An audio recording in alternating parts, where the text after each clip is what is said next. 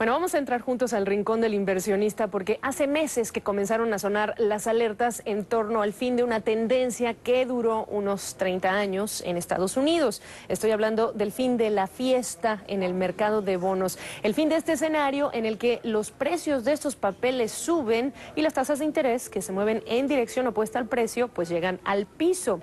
Muchas cosas han cambiado, ahí tienen el ejemplo. En la década de los 80, el rendimiento del bono del Tesoro a 10 años rondaba el 15%. Por estos días, ese rendimiento gira en torno al 3,5%. En este cambio de tendencia tiene mucho que ver la Reserva Federal y los esfuerzos de liquidez o de agregar liquidez a la economía estadounidense para revivirla después de esa crisis financiera. Además de mantener las tasas de interés de corto plazo en casi cero, el Banco Central estadounidense se dedicó a inyectar miles de millones de dólares mediante la compra a gran escala de todo tipo de deuda. Ese es el recuento muy breve, pero hace casi ya un año que uno de los inversionistas más influyentes y a cargo del principal fondo de inversión de bonos en todo el mundo advirtió del principio del fin de esta tendencia o de esta fiesta. Hoy queremos hablar de ese tema, de sus implicaciones para nosotros en términos de riesgos y oportunidades y las implicaciones para lo que es la deuda de países emergentes. Nos ayuda en esta oportunidad Santiago Maggi de Landmark Asset Management. Santiago, un gusto saludarte. Por lo que ya expliqué, estamos anticipando una última medida de la Fed en junio, pero se acabaron los estímulos ya en lo que toca de este año y para cerrar la crisis financiera, digamos. Como siempre, un placer estar contigo, Gabriela. Sí, definitivamente yo creo que estamos viendo el último quantitative easing, ¿no? Que era la liquidez, la forma que inyecta liquidez la Reserva Federal. Y este programa se vence en junio, lo más probable es que no vayan a renovar nuevamente. O sea que sí es muy probable que estemos viendo la parte final del fin de la fiesta, como decías al comienzo del programa. Ahora, la Reserva Federal mantuvo esta inyección de liquidez y mantuvo, por lo tanto, esas tasas de interés de largo plazo bajas. ¿Cuándo empiezas a ver ya o cuándo anticipas que comience que se revierta pues esta tendencia?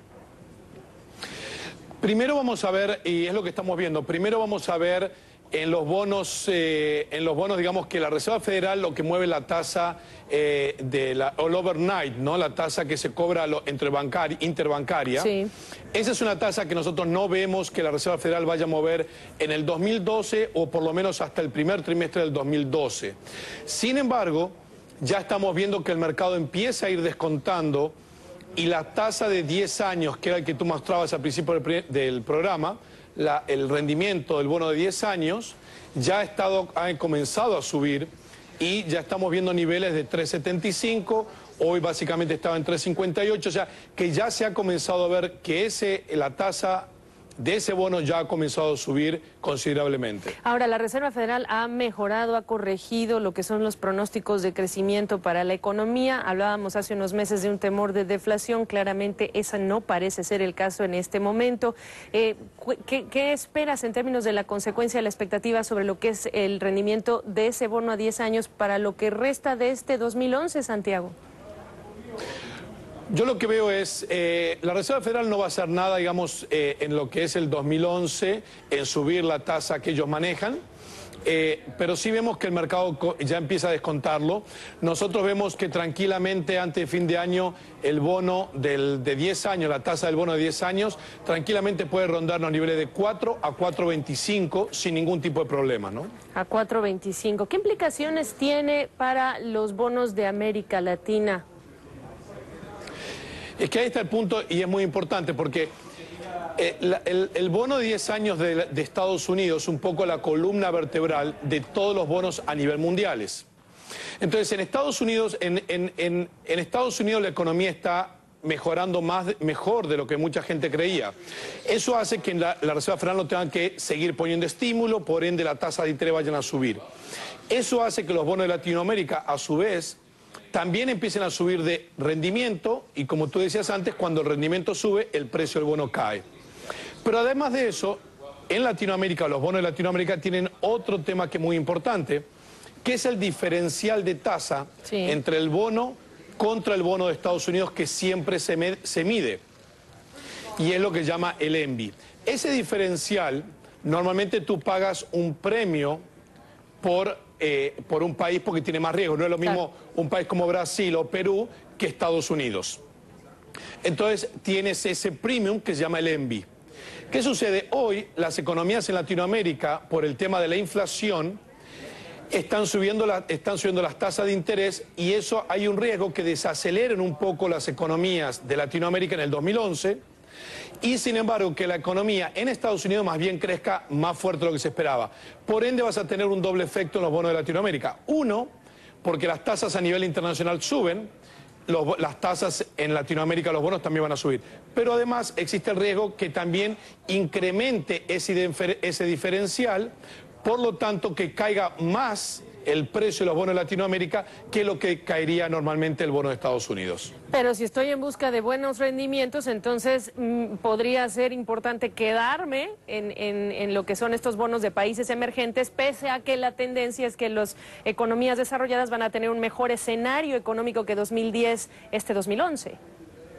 Totalmente de acuerdo, exactamente eso, y eso es lo que hay que hacer, porque ese es un punto importantísimo, porque sí es verdad que los bonos de rendimiento de largo plazo se van a ver más afectados. Pero por otro lado, todos los bonos de rendimiento de corto plazo, de 1 a 3 años, van a empezar a tener mucho mejor tasa que antes. Por ende, todavía Latinoamérica está muy bien posicionada y va a ofrecer excelentes retornos, pero sí es muy importante que el inversionista entienda esta diferencia y entienda que es importante pasarse de rendimiento de bonos de largo plazo, como de 10, 15 o 30 años, a bonos de corto plazo, como de 1 a 3 años, dentro de la misma región, porque la misma región sigue ofreciendo tasas muy interesantes a nivel internacional. ¿A qué países estás mirando con mayor interés de nuestra región, Santiago?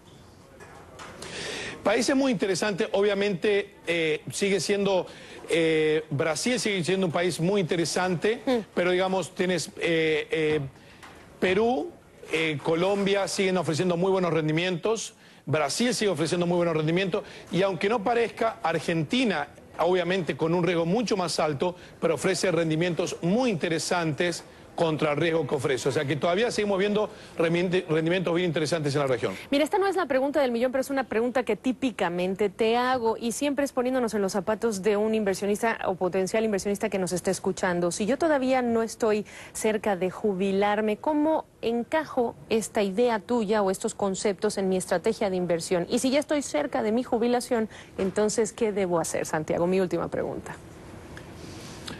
En ese caso, más que nunca deberías vender los bonos de largo plazo. Un bono de largo plazo viene a ser un bono de duración de 10, 15 o 20 años, venderlos y comprar bonos de duración de corto plazo, o sea, bonos de 1 a 3 años. Si tú haces eso y te mantienes en la región, vas a estar muy bien y seguramente vas a tener una jubilación muy feliz. Bueno, pues ahí está puesto en los zapatos de muchos de nuestros televidentes. Santiago, un gusto saludarte. Gracias por tus conceptos.